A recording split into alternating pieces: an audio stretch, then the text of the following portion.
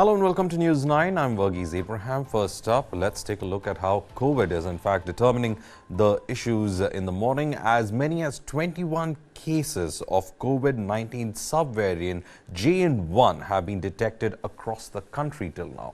But the government has asserted that there is no need to get panicked over the issue. According to official sources, it is being said that the subvariant of COVID-19 JN1 has been traced in Goa. That is around 19 cases, and when it comes to Kerala and Maharashtra, 1 cases each has been traced in these states. Over the past 2 weeks, 16 deaths that have been related to COVID-19 were recorded, but the victims are said to have been having serious comorbidities because of which the deaths could have occurred. The centre has asked states and union territories to maintain a constant vigil amid the uptick in COVID-19 cases and the detection of the new JN1 variant in the country. Health Minister Mansukh Mandavia on Wednesday has reviewed the preparedness of health facilities across the country and stressed on being alert against emerging strains of the coronavirus. Union Health Secretary Sudhansh Pant has said that even though the cases are increasing, 92.8% of the cases are in home isolation, indicating that the illness is said to be of a mild nature. A rise in daily positivity rate has been observed in few states like Kerala, Maharashtra, Jharkhand as well as in Karnataka. About the new JN1 variant, Pant said that the variant was currently under intense scientific scrutiny but not a cause of immediate concern. Meanwhile, officials have said that there have been no reports of clustering of cases due to the JN1 variant that has been observed in India. All the cases were in fact found to be very mild and the patients have recovered without any complications. Meanwhile, India has recorded 614 new coronavirus infections in a day, the highest since May 21st, while the active cases have increased to 2,311, according to the Union Health Ministry data that was updated on Wednesday. The World Health Organization, meanwhile, has kept JN1 as a separate variant of interest because of the rapidly increasing spread of this, but it also went on to say that it poses a low global public health risk.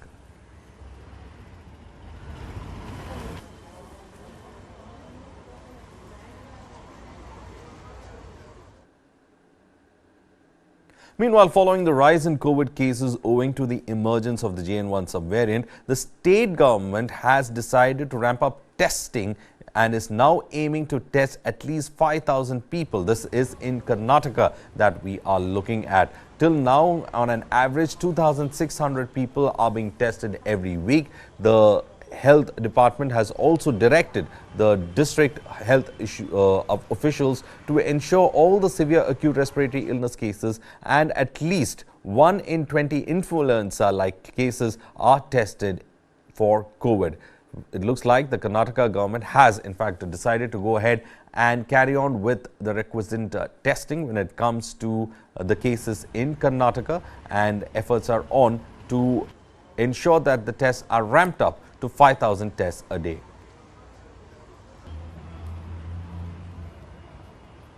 We had a discussion with the Union Health Minister and all other ministers, and basically they have asked us to continue our preparation, keep vigil, increase our testing, and ensure that all oxygen and beds and ventilators and all that is all in place. And any major outbreak, the government should be prepared to handle it.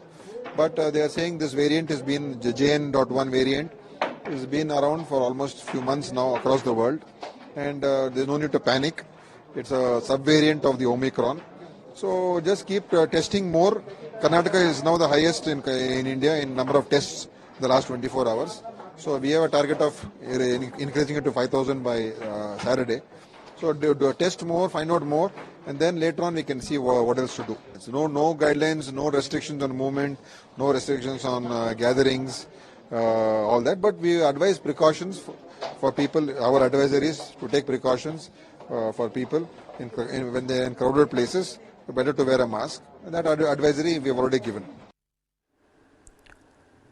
My colleague Vajiola, in fact, joins us on the live broadcast. Vajiola, one big thing that we have, in fact, seen this particular aspect of COVID-19 is that there is this fear of this variant spreading fast, but all of them have said that it is a mild when it comes to the symptoms.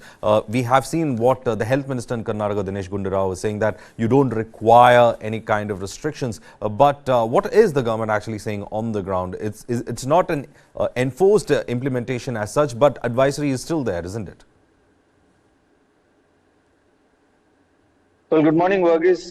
Firstly, yes, 20 new cases has been registered from 19th December to 20th December, that is yesterday, and a total of 92 cases has been reported in Karnataka alone. So, yes, we've seen a gradual rise of cases, but then we also heard the health minister clearly said that it is not something that we need to worry about. We just have to create a vigil around us and make sure that we stay away from crowd. We don't. We're wearing masks all the time. So yes, these kinds of advisories have been put in place by the government. It hasn't been enforced on people because the government also believes that the general public is used to the idea of COVID, and it's already in the masses. But then keeping the new variant in mind, yes, testing has been increased, and by the end of Saturday, we will see close to 5,000 testing every day. And advisories have been given to people above 60 years to make sure that they are inside their house, they are wearing masks, and people who have ailment of liver or any other sorts and they're above 60 are made to are given special treatment by the government so that these cases don't turn into vulnerable cases. Apart from that, the government has asked people to wear masks around, stay away from crowd, but there is no advisory against gatherings. There has not been any stoppage. There is no lockdown that has been imposed, or there is no zoning that has been done as of now, because the cases that we have registered is 92 compared to what we're seeing in Kerala, and these advisories also came into place after we saw the rising cases in Kerala and Tamil Nadu. Tamil Nadu is seen close to 80 cases as of now. So this has made sure that the government rises up to the challenge, and we've also heard two deaths that have happened with regards to COVID-19, but these were also people who were who were in hospital for the last 1 month with other ailments also. So yes, a sense of COVID is coming back is what we are getting from the advisory that we are getting from the health minister. But on the ground, if you see, the people are moving about, and it's also December. It's a festive season around in Bangalore, and as we are aware, we'll have the Christmas celebrations in the next 4 days. From the Christmas Eve onwards, there will be large gatherings. Churches will be filled. Then you have a small Ayut pujas of people in their areas. So that gatherings will also be there. And the New Year celebrations is also around the corner. So keeping all these things in mind, and there will be a lot of gathering over there, the government has issued advisories and have told people to make sure that they move out less from their houses. But as of now, no strict restrictions has been imposed. A wait and watch kind of a situation is on the ground. Testing is going on. It now remains to be seen that we're able to surpass this, because December is the testing month, and in the past also we've seen how everything starts from December. Well, thank you, Vajiola, for in fact joining us with all those details. That my colleague Vajiola from Bengaluru, who was giving us all the details about how Karnataka is preparing for the COVID response there, especially after the GN variant has in fact been taken into consideration. Meanwhile, in Rajasthan, Jaipur has been put on high alert due to the new variant of corona. Meanwhile, 2 fresh cases of coronavirus were also reported in Jaisalmer. The state's medical department has been instructed to stay alert and make necessary preparations following the rise in coronavirus cases nationwide. A graded response system has also been put into emphasis to ensure that immediate treatment of patients is carried out.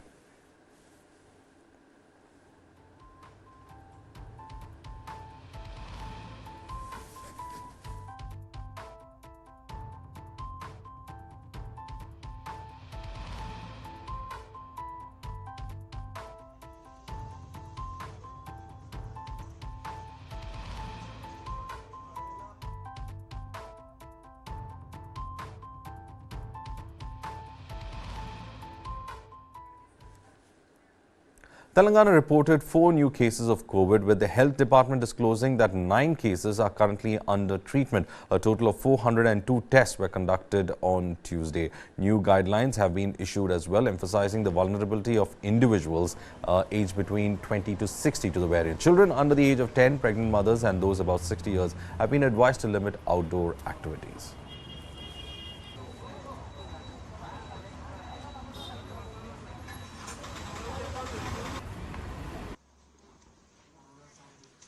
Meanwhile, the centre has in fact gone ahead and given a complete overview of the preparedness, and they are also taking stock of the situation, especially with regards to supply of critical medicines as well as oxygen. The Health Ministry has also asked state governments to be on the vigil and to ensure genome sequencing of cases, especially those that report respiratory illnesses as well, and to in fact be tested for COVID.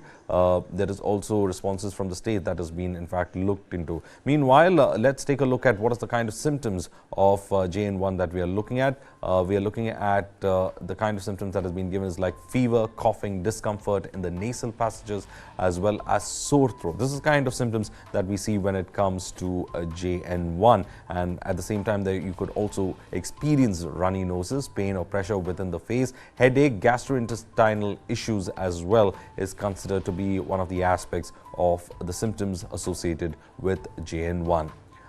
Let me in fact go ahead and tell you as to what you need to know about the JN1. JN1 variant is causing a surge of infections worldwide. What we understand is that the Indian traveler was detected with JN1 subvariant in Singapore. So that is when the variant was in fact identified. First, it identified in Luxembourg and it later spread to several countries.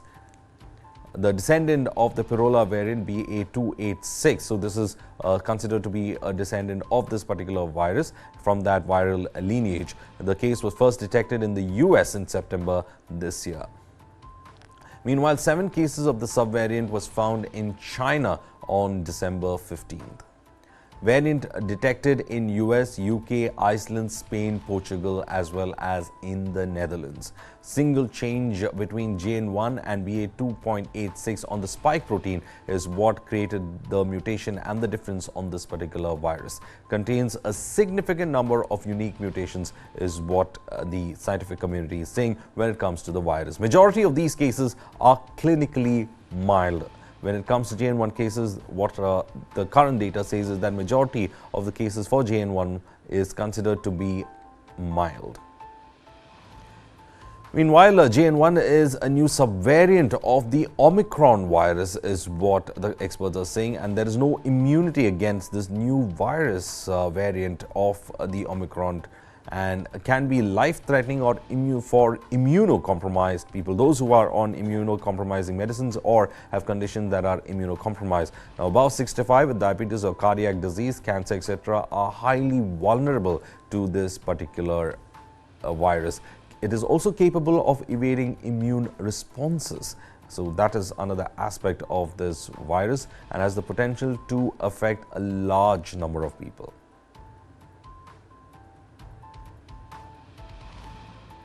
So what are the preventive measures? Well, as of now, the kind of preventive measures that have been advised is to take booster shots, maintain social distancing, wash hands frequently, wear masks in public places.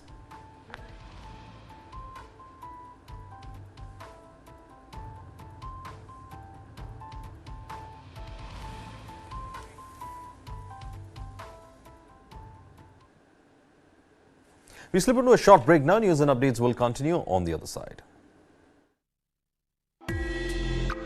Currently, the industry is facing a lot of challenges as far as demand is concerned. Basically, the US markets has slowed down because of high inflation. So obviously, diamonds being a dream product, something which doesn't have a utility value or is seen as a luxury. So that obviously goes off your shopping list. That's the first item that will go off your shopping list, especially in recessionary trends.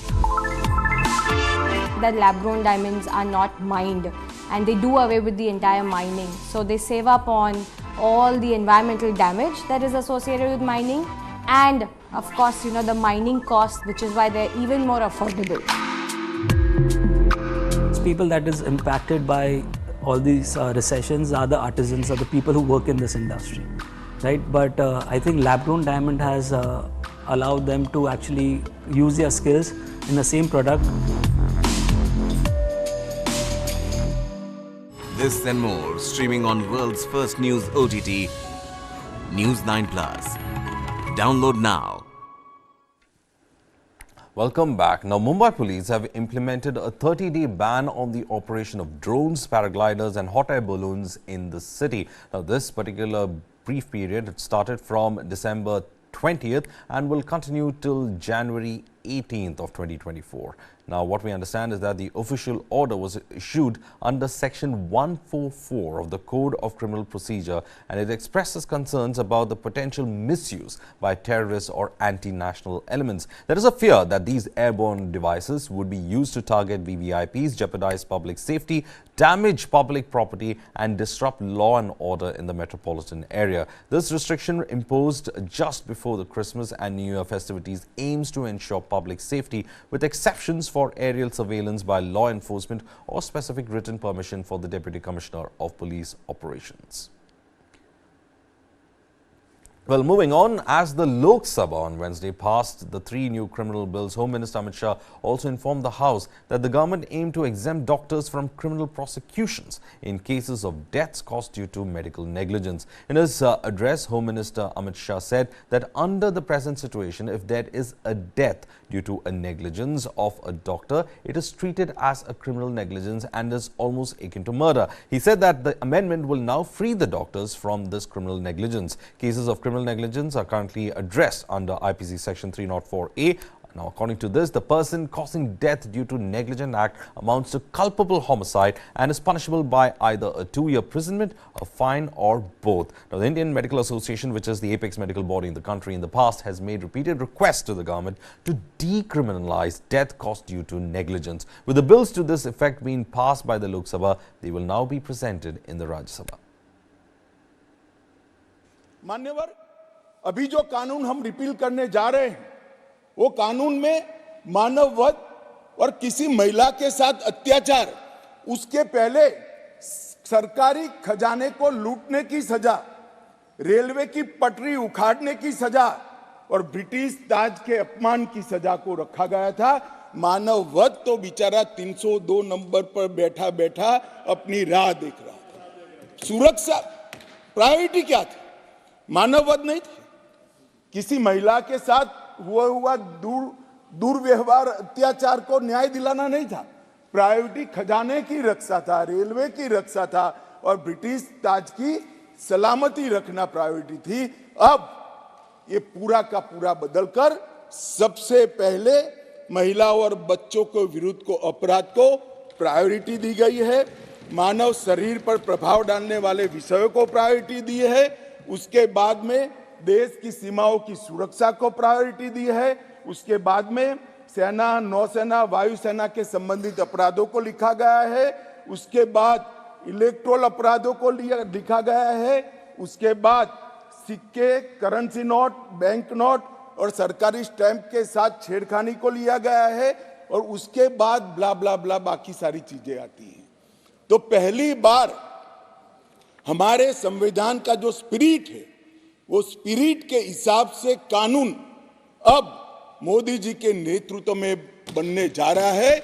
मुझे गौरव है कि तीनों कानूनों को 150 साल के बाद बदलने का और वो बिल को पायलट कर इस सदन में लाने का गौरव मुझे प्राप्त हुआ है। मान्यवर, जो कहते थे कि हम नहीं समझते हैं, मैंने कहा कि अगर मन खुला रखोगे और मन भारतीय रखोगे तो समझ में आ जाएगा। मन अगर इटली का है तो कभी समझ में नहीं आएगा। मान्यवर, मन का सवाल होता है। Well, amid the severe flood-like situations in southern Tamil Nadu, heavy rains have wreaked havoc in Tirunelveli, Thoothukudi and other southern districts. In the moment, the governments of both the state and central levels have been actively engaged in extensive rescue operations. The Indian Air Force has deployed humanitarian assistance, employing the Mi-17 V5 helicopter in the affected regions. The Indian Army has also played a crucial role in rescuing 118 people from the flood-affected areas, particularly in Thoothukudi's Vasavapapuram. Simultaneously, the National Disaster Response Force officials have also conducted rescue operations in Thoothukudi. Meanwhile, the Tamil Nadu Governor R.N. Ravi has convened a meeting in Raj Bhavan, Chennai, with senior officials and central agencies and armed forces to review the situation in flood-affected southern districts and to mobilize the maximum possible resources for rescue and relief. These are in fact the kind of visuals that we are getting in from the rescue operations that have been carried out in Thoothukudi. Thoothukudi has been one area which has been severely affected by the flood. We can see that the Coast Guard helicopters as well as the naval helicopters and army helicopters are in fact ensuring that food and supplies are provided to villages that have been, especially in Thoothukudi district, that have been completely cut off. There have been reports saying that the heavy rains had resulted in massive flooding of the southern districts in Tamil Nadu. Meanwhile, the Chief Minister of Tamil Nadu has also met with the Prime Minister and had spoken to him about the need for aid as well as the damage that the southern districts of Tamil Nadu had faced. There was a depression that led to heavy rains in Thoothukudi as well as Tenkasi as well. Efforts are on to reach out to those people who have been completely marooned in these places. Meanwhile, food is being dropped out in these locations as well, and it is being said that efforts are being carried out by the governor himself to go ahead and take note about the rescue operations as well as deliverables of essential supplies to those who have been completely stranded. Food aid has been put out by many of these areas as people take refuge on the tops of their homes away from the flood kind of situation. These are in fact the visuals coming in from as SDRF, NDRF as well as Coast Guard helicopters drop food and aid, requisite medicines as well to those places that have been completely marooned because of the rains.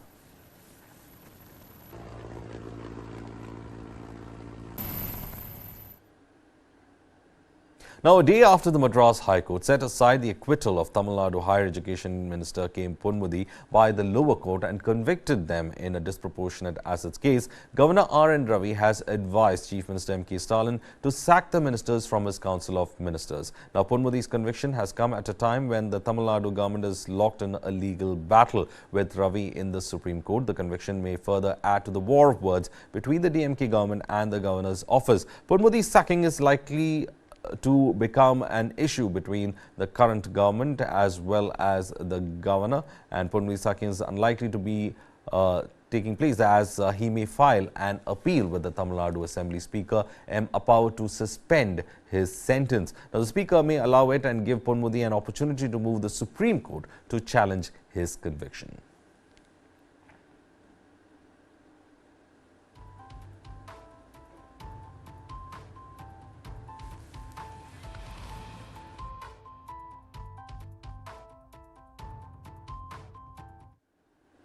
It is day 76 of the war between Israel and Hamas.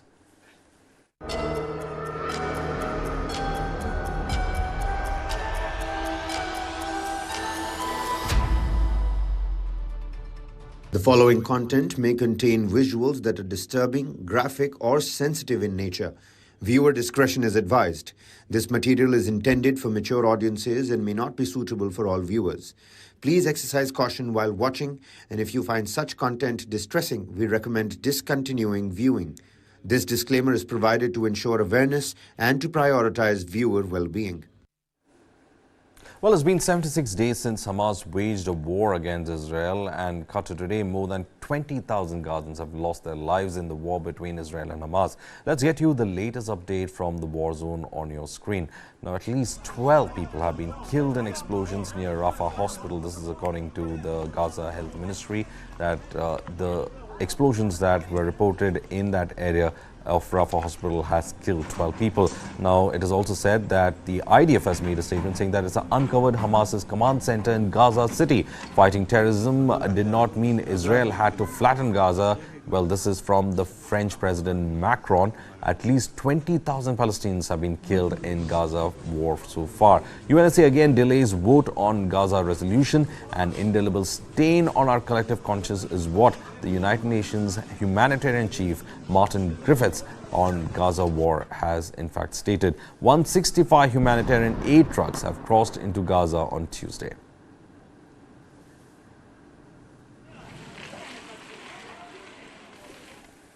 Israeli Prime Minister Benjamin Netanyahu issued a warning to Hamas, reiterating his vow to eradicate the group. Netanyahu told the group's members, surrender or die. He in televised comments that suggested any possible new truce under consideration should be short-lived. Netanyahu reiterated that the war would only end when Hamas is eradicated. All hostages are freed and Gaza is no longer posing a threat to the state of Israel.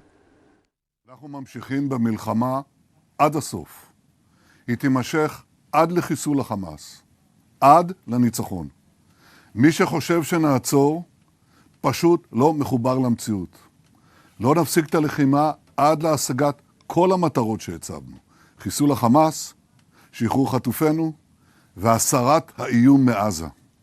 אנחנו תוקפים את החמאס באש תופת, בכל מקום, כולל היום. אנחנו גם תוקפים את עוזריהם, מקרוב ומרחוק. כל מחבלי החמאס, מהראשון עד האחרון, הם בני מוות. יש להם רק שתי אפשרויות, להיכנע או למות.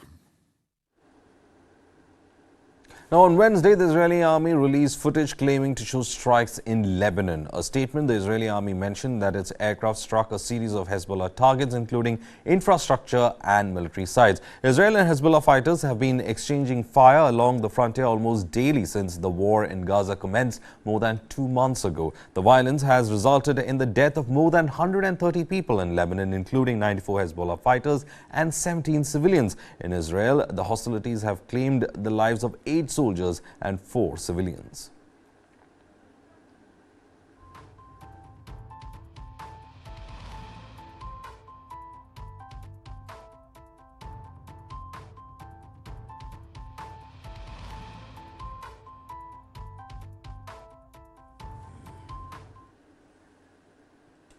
We still want a short break now. News and updates will continue on the other side.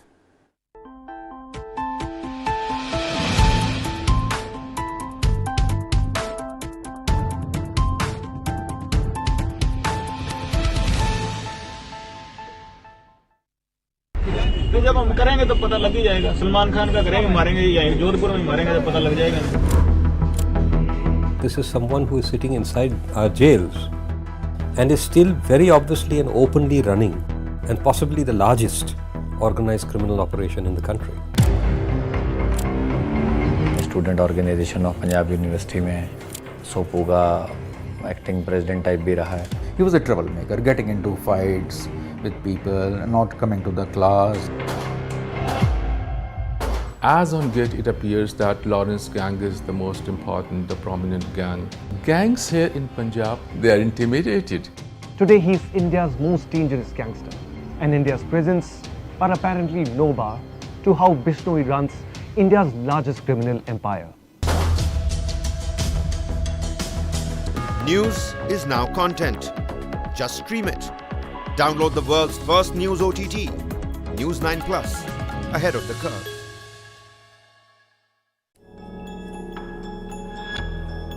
Since the last 2 years, Khalistani terror groups are threatening Indian diplomats in Canada, US, UK and Australia. Investigations of these threats led us to the first ever abduction and killing of an Indian diplomat, Ravindra Matre, in UK's Birmingham in 1984. Our months-long investigation finally led us to the murderer of Ravindra Matre, who has been hiding in Pakistan-occupied Kashmir for the last 40 years. Watch our exclusive documentary, Murder of an Indian Diplomat, where we reveal the man who killed Ravindra Matre.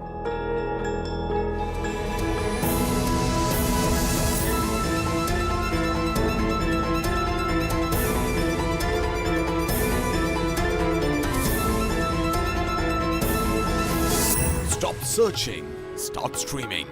Download the world's first news OTT, News 9 Plus, ahead of the curve.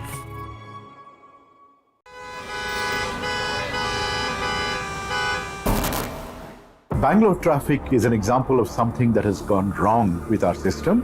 We have more than 50 flyovers in Bangalore city. If flyover is a solution to traffic problem, Bangalore should not have traffic problem. According to TomTom Traffic Index 2022, Bangalore is ranked as the second worst city in the world when it comes to traffic. The speed limit at the ORR is 80 kilometers per hour, but our vehicle has only moved 10 kilometers per hour. What Bangalore needs is a surgery, but what we have been offered repeatedly are band-aids.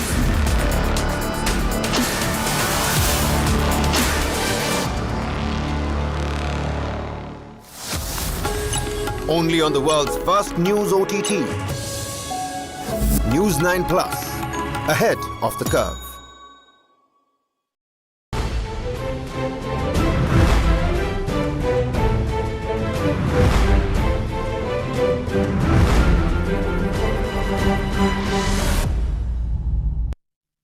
Welcome back. Now, the highest court in Colorado has just ruled that former President Donald Trump won't be eligible to run for the U.S. president in the state's primary elections. This decision, stemming from his involvement in the 2021 Capitol attack, is expected to face a challenge as the U.S. Supreme Court soon.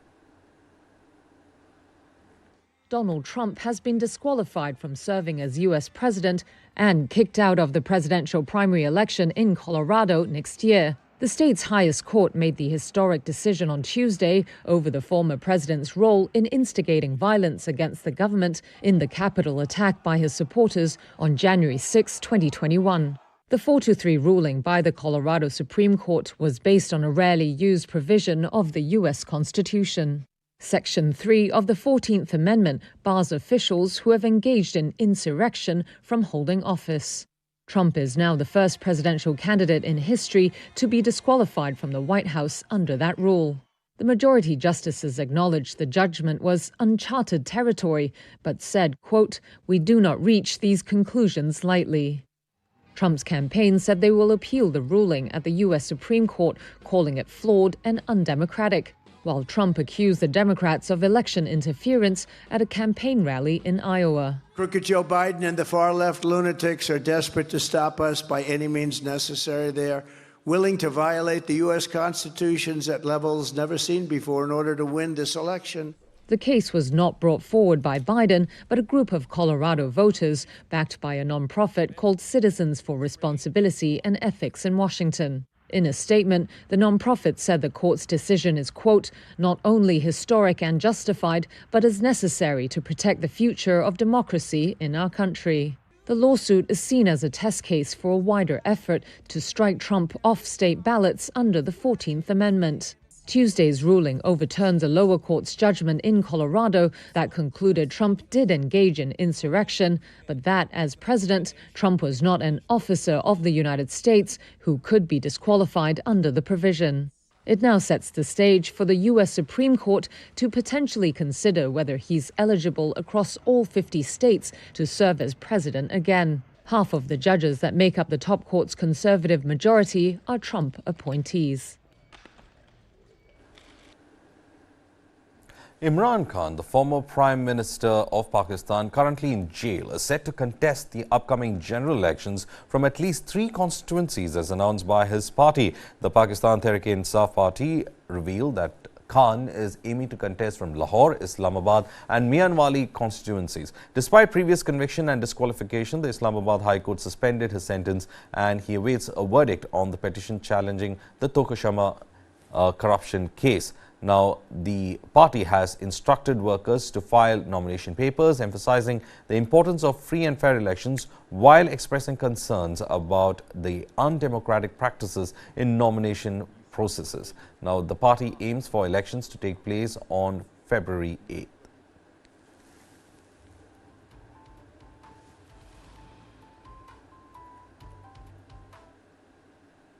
Following the passing away of his predecessor, Emir Sheikh Mishal Al Ahmed Al Sabah assumed office and underwent the official swearing-in ceremony before Parliament on December 20th. Addressing the Parliament, Al Sabah stressed the importance of scrutinizing Kuwait's existing situation, particularly in the domains of security, economy and living standards. In his inaugural speech as the new head of state, the Emir remarked that a noticeable shift of course correction has to be observed.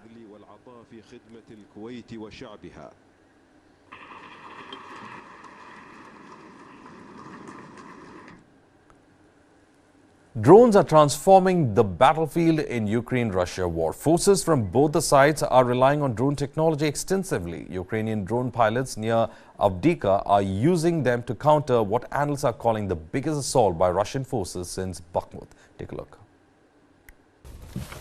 We're heading towards Avdiivka, a city Vladimir Putin has already spent more than 12,000 Russian soldiers' lives trying to take. We've had intelligence that the Russians are planning to send in 250 infantry soldiers today to attack our positions. That's 250 soldiers attacking just our small section of the front here, which is basically 2 small bits of forest. We have to stop their attacks with kamikaze drones. If we send our infantry in to stop them, we'd lose a lot of people. As it is, we send in a piece of plastic carrying some ammunition, and we stop them in their tracks. This is what counts for a trench round here. In a matter of days, they'll have to move on again, keenly aware they themselves are prime targets for Russia's drone pilots. Look how many of them there are. Where are they going? Are they heading over there? The Russians take advantage of the bad weather to attack. With fewer of our drones up in the air, we have trouble directing artillery fire against them.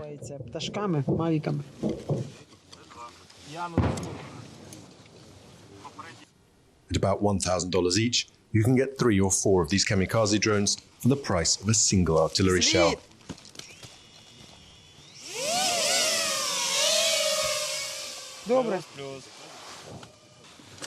The signal's really bad. You've lost your connection.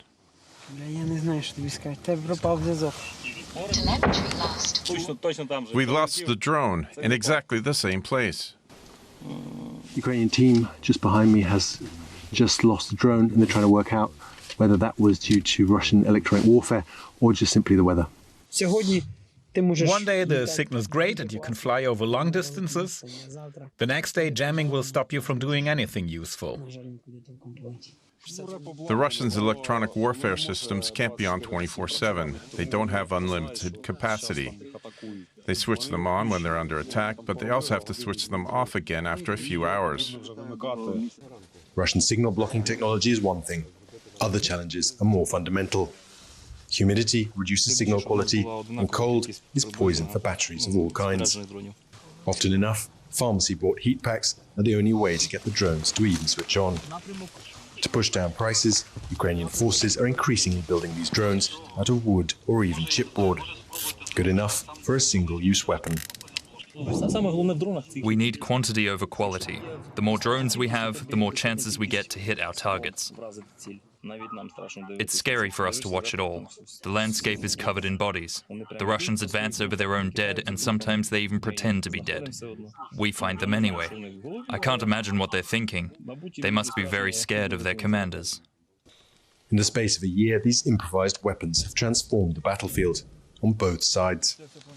They paralyze tanks, long thought key to winning battles, forcing them to stick to cover, unable to move without attack from above. It's this technological revolution that many believe got in the way of Ukraine's summer offensive, just as it's now slowing Russian progress here in Avdiivka. $1,000 drones taking out $1 million tanks has become the norm rather than the exception. This war has proven that all the old ideas and strategies for fighting a war don't work anymore. The whole world is watching us, and they're realizing what still works.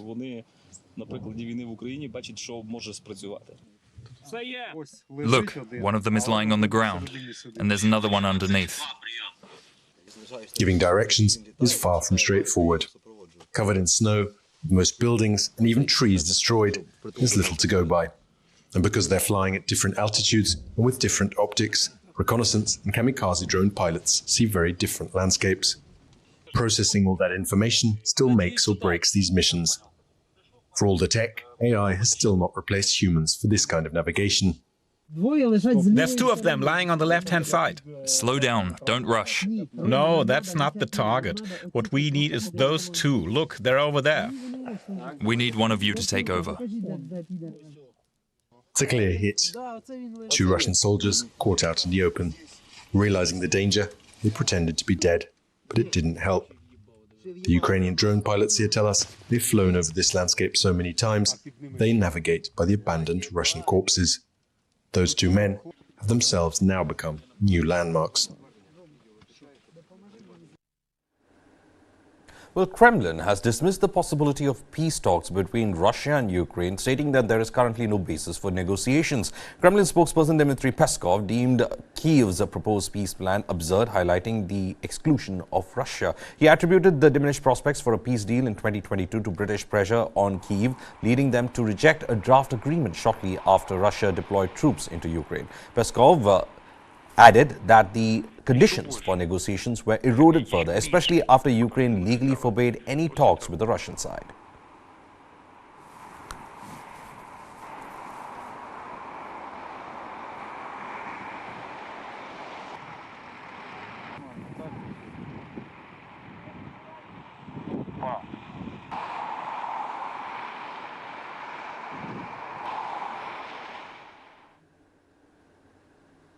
Britain's Defence Ministry released images claiming to show a downed suspected attack drone by Navy ship HMS Diamond in the Red Sea. Following this, the Ministry of Defence announced on Tuesday that HMS Diamond would join a US-led international task force aimed at safeguarding commerce in the region. The task force, consisting of HMS Diamond, 3 US destroyers and a French warship operating in the southern Red Sea, focuses on protecting navigation, trade and countering non-state actors in international waters to ensure safety and freedom.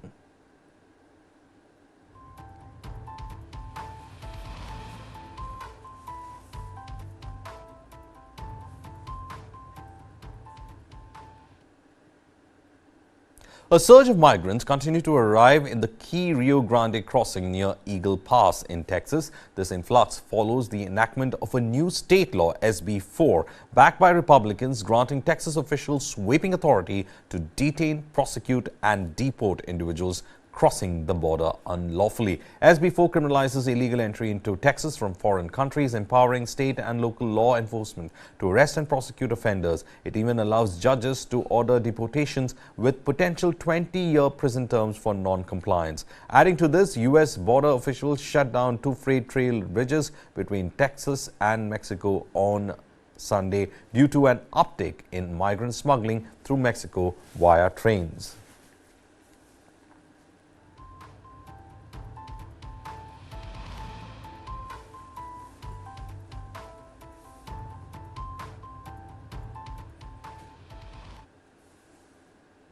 By the close of 2023, China and US experienced a relaxation in bilateral tensions. However, numerous underlying issues could lead to renewed challenges in the relationship in the coming year. Take a look. After a year that brought panic over spy balloons, a fight over semiconductors, and an intensifying military rivalry, China and the United States are ending the year with an uneasy detente, with both Biden and Chinese President Xi Jinping looking to stop a freefall in their countries' relations. But 2024 could bring new turbulence. Here are 3 problems that could cause a stumble in US-China ties. Taiwan votes in mid-January for its new president and legislature. China considers Taiwan its own territory. Taiwan officials say Beijing has been escalating military maneuvers near the island and pushing a prickly narrative. There have been very stern warnings from China that this is a war and peace election and that independence for Taiwan would mean war. Reuters correspondent Antony Slokowski has been following these events from Beijing. Though increased warnings and military pressure during elections isn't new at all for Taiwan, this time Beijing really dislikes the frontrunner, Democratic Progressive Party Vice President Lai Ching-te and his running mate Xiaobi Kim. The commentary in China has been pretty negative about the DPP candidature. They have been called colluding villains, I think, the sort of the ruling party ticket. And the Independence Double Act. The US could be drawn in if military tensions escalate in the Taiwan Strait, and there's a precedent for that. In 1996, the US sent an aircraft carrier group to the area in response to China's military exercises and missile tests ahead of voting. The 2024 US presidential election could be even more consequential.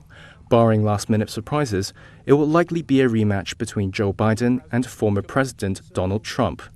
Reuters' U.S. foreign policy editor Don Durfee explains its implications for the U.S.-China relationship. Trump is less of a fan of traditional American alliances, including NATO and some of the alliances in Asia. If a Trump administration were to mean a pullback from Asia, China would see that in its benefit. On the other hand, Trump was very tough on China during his time, right? He imposed new tariffs, there were arguments about COVID, and the Chinese leadership found it to be a very difficult administration to work with. So there's an argument from analysts that the Chinese might actually prefer Biden because he's more predictable. They feel like they have a partner they can negotiate with. Semiconductors remain a key issue in the US-China tech rivalry, and the US is expected to beef up export controls designed to prevent China's military from getting its hands on the most advanced semiconductors. We're going to see another tightening of export controls in the coming fall in 2024. And we've also heard from officials that the US intends to enforce these rules more strictly. So they plan to go after individuals and companies that they might see as violating this. While China sees this as an effort targeted at their development, it struggles to push back since retaliating against US businesses would only drive away the foreign capital Beijing needs as its economic growth slows. Things may look cordial between Washington and Beijing for now, but that could change unexpectedly in the coming year. From presidential elections in Taiwan and the United States to continued trade fights, there are no shortage of fault lines between the world's two largest economies. Pitt and Paul made history as the first panda cubs born in Germany, but now they are on their way to start a new life in China. China owns all the pandas in the world and leases them to more than 20 countries worldwide in a practice known as panda diplomacy.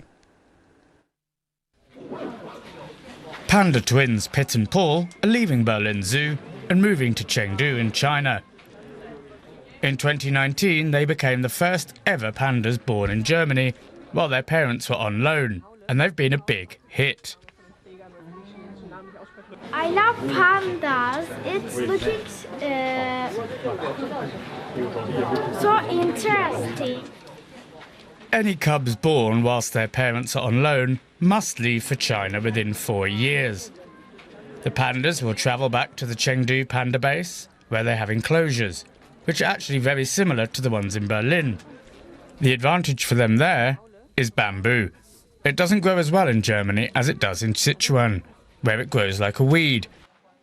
In Sichuan, they will always have an all-you-can-eat buffet of their favourite varieties of bamboo.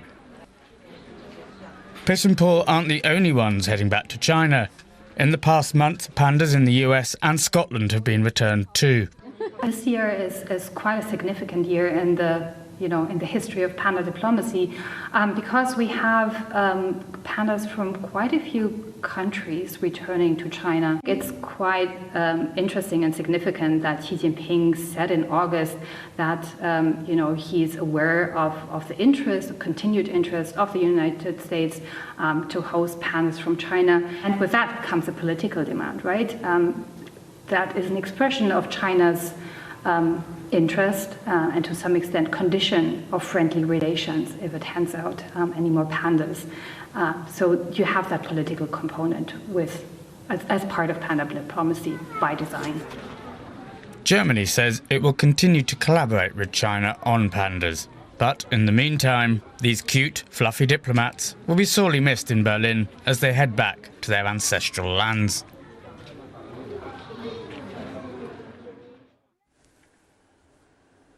Well, that's all in this edition of The Bulletin. Stay tuned to News 9 for further updates.